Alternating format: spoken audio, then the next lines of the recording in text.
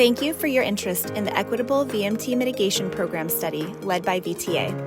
If you haven't heard the term VMT before, please take a few minutes to watch our What is VMT and Why Does It Matter video.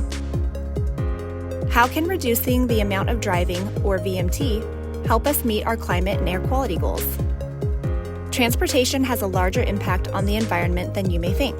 In fact, the transportation sector is the largest greenhouse gas emitter in California and the source of almost 40% of greenhouse gas emissions. Because of this, California state law requires us to track transportation emissions carefully, identifying the transportation sector as a critical part of helping us meet our climate and air quality goals. Increasing other transportation options is one of several ways to reduce transportation-related emissions. Other ways include cleanup of our fuel sources and making vehicles more fuel efficient. But let's focus on the benefit of increasing transportation options. By increasing transportation options beyond driving alone, vehicle miles traveled will be reduced, and therefore transportation-related emissions will also be reduced. Vehicle miles traveled, or VMT, has two components: the number of driving trips taken and the distance of those trips. To reduce VMT, it is important to consider both of these components. The distance of driving trips is connected to how we use land. How far do you have to travel for the grocery store? What about getting to the train station? How far do you live from work? The number of driving trips may not be as high if more attractive, safe, reliable, and comfortable options were available. Is walking a safe and comfortable option for getting to the grocery store? Are transit or biking attractive options for getting to work? Significant reductions in VMT are possible if just a handful of passenger car trips are replaced by walking, biking, or taking transit, or if you travel shorter distances when you do drive. Let's think about Maria. Maria lives about 5 miles outside of downtown where she works. Her car commute is about 30 minutes in rush hour traffic and is currently her best option for getting to work.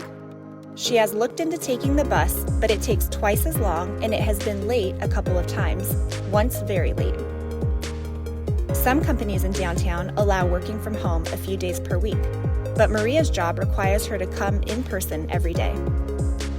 However, the local transit agency just started running an improved bus service, which uses technology at signals to speed up the buses.